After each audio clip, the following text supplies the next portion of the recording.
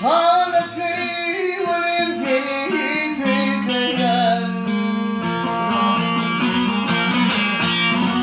Atların arasında boyanım, ilkincesi olayım seni güzelim. Atların arasında boyanım, ilkincesi olayım seni güzelim.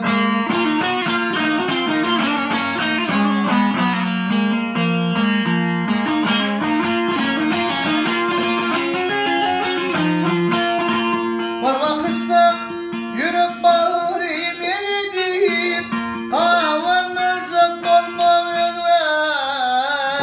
özür deyip. Senin adın yüreğimde yer edeyim, çoğalım seveyim seni güzelim. Benim adım yüreğimde yer edeyim, çoğalım seveyim seni güzelim. Vah!